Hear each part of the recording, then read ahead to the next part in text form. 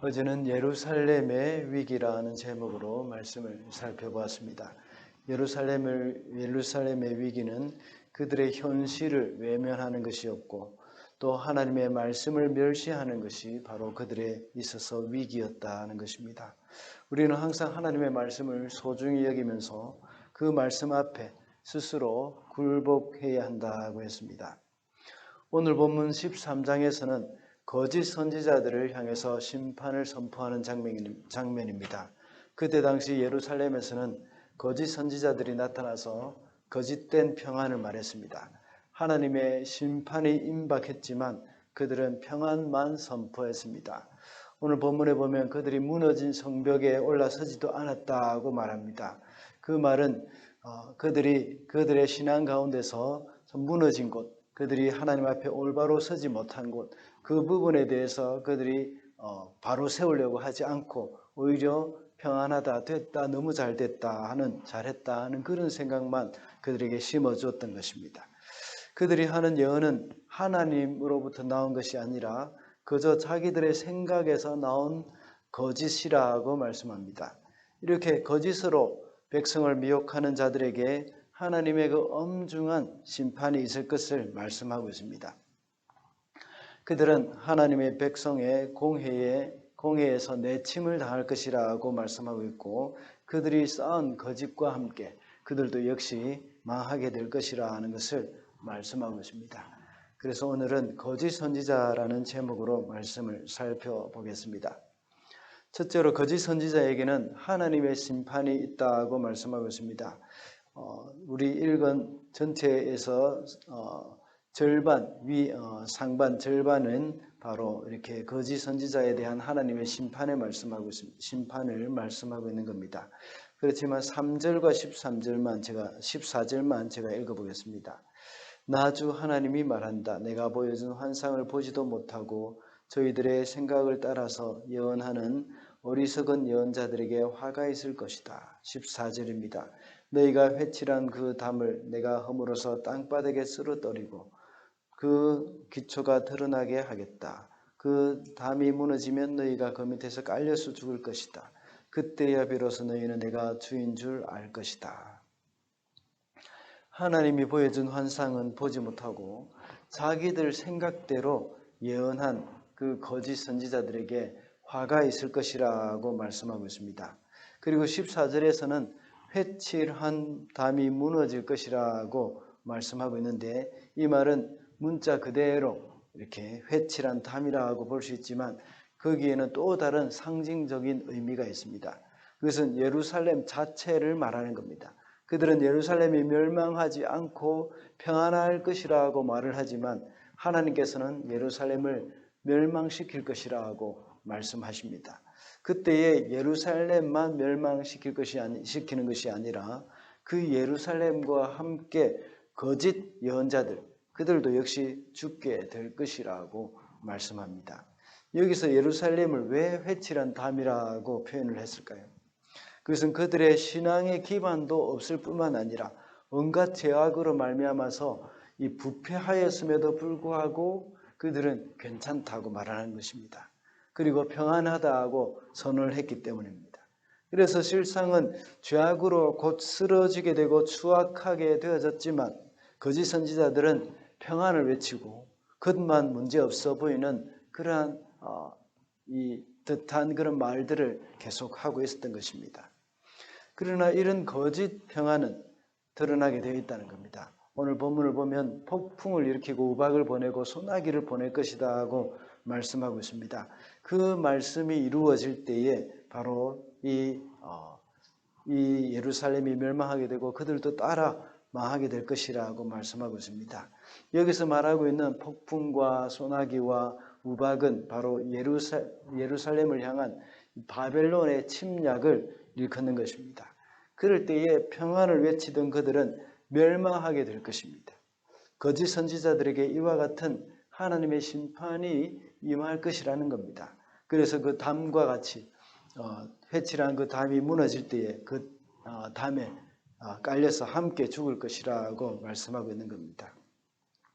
우리 성도들도 역시 이 하나님의 말씀을 전하는 사람들을 위해서 늘 기도하셔야 합니다. 먼저 담임 목사인 저를 위해서 기도하고 또 설교자들을 위해서 기도하고 우리 교회 직분자들을 위해서 늘 기도를 해주셔야 됩니다. 그래서 올바른 말씀이 선포되어질 수 있도록 하나님의 말씀을 바로 선포할 수 있는 그러한 설교자가 될 수 있도록 기도해 주시면 감사하겠습니다. 둘째로 거짓 선지자로 인하여서 백성이 망하게 됩니다. 18절과 19절을 읽어보겠습니다. 너는 전하여라. 주 하나님이 말한다. 사람의 영혼을 사냥하려고 발목마다 부족띠를 꿰매고 각 사람의 키에 맞도록 너울을 만들어 머리에 씌워주는 여자들에게 화가 있을 것이다.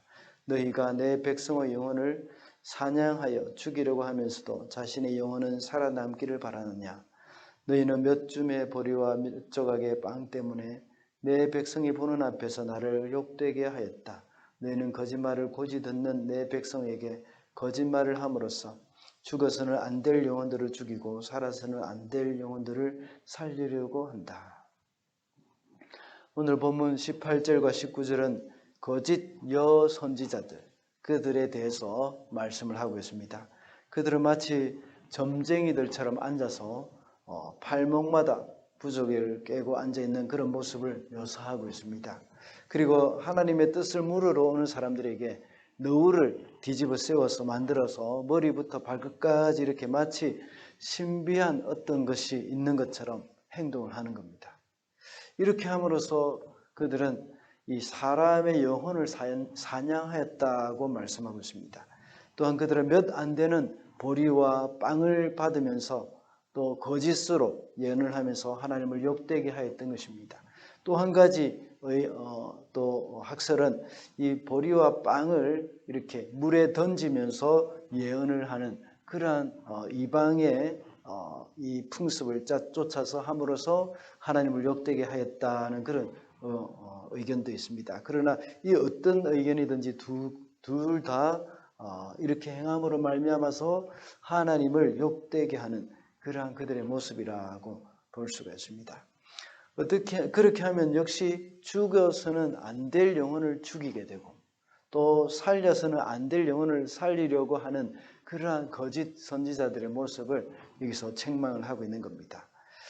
이렇게 거짓 선지자들로 인해서 많은 사람들이 어긋난 길로 갈 뿐만 아니라 하나님과 멀어져서 그들의 영혼도 역시 거짓 선지들과 함께 멸망의 길로 가게 되었던 것입니다. 오늘날 우리 성도들은 모두가 다 참된 선지자의 역할을 해야 합니다. 하나님의 말씀으로 세상 사람들을 인도해야 합니다. 그런데 우리는 그 일을 과연 잘 감당하고 있는지 돌이켜볼 필요가 있습니다. 우리는 부주의한 말이나 행동을 인하여서 많은 영혼들을 죽이기도 하고 또 살리기도 합니다. 또 우리의 잘못된 그런 이 신앙생활로 인하여서 많은 사람들이 나는 예수쟁이들 때문에 나는 교회 못 가 하는 그런 말이 들리지 않도록 우리는 해야 한다는 겁니다. 물론 우리가 삶이 완벽하지는 못하겠지만 그러나 하나님 앞에 바로 살아갈 때에 그 우리의 역할은 바른 선지자의 역할을 할 수 있는 겁니다. 또 한 가지 우리는 또 잘못된 이 말로 영혼들을 죽이기도 합니다. 우리가 특히 이제 자녀들에게 부모들은 자녀들에게 거짓 선지자 역할을 할 때가 참 많습니다. 화가 나면 나도 모르게 그 소중한 자녀들에게 함부로 말을 합니다.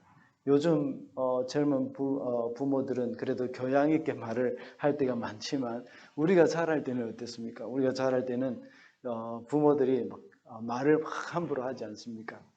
죄송합니다.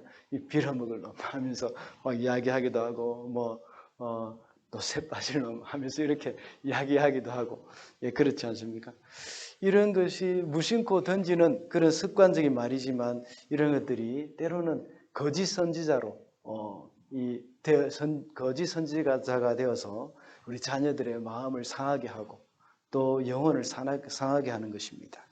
부부 간에도 서로 말로 쉽게 상처를 줍니다. 많은 사람들이 정신질환을 앓고 마음의 상처를 가지고 살아가는 것이 바로 우리 속에 있는 이 거짓 선지자 때문입니다. 그런 거짓 메시지들이 계속 우리에게 들어옴으로 말미암아서 나도 모르게 그러한 사람으로 세워져가는 그런 생각이 되어져가는 그런 일들이 일어나는 것입니다. 하나님은 우리를 존귀한 하나님의 형상으로 만드셨습니다. 그렇지만 악한 사탄은 가장 가까운 사람들을 이용해서 거짓 선지자 노릇을 하게 함으로써 백성이 망하게 하고 있습니다. 그래서 너는 쓸데없는 존재라는 그런 말을 하면서 하나님의 자녀의 존귀함을 자꾸 짓밟고 있다는 것을 우리가 인식을 해야 하겠습니다. 우리는 이런 거짓 선지자의 말을 들어서는 안 되죠. 오직 하나님의 말씀을 통해서 존귀한 하나님의 자녀답게 살아야 하겠습니다. 말씀을 맺겠습니다. 오늘은 거짓 선지자라는 제목으로 말씀을 살펴보았습니다. 거짓 선지자에게는 하나님의 심판이 임하게 되고 거짓 선지자로 하여금 하나님의 백성도 역시 망하게 되는 그런 일들이 일어나는 겁니다. 거짓 선지자는 자신도 죽게 되고 남도 죽게 만든다는 사실을 알아야 하겠습니다. 그래서 우리는 하나님의 진리의 말씀만 굳게 붙들고 살아가야 하겠습니다.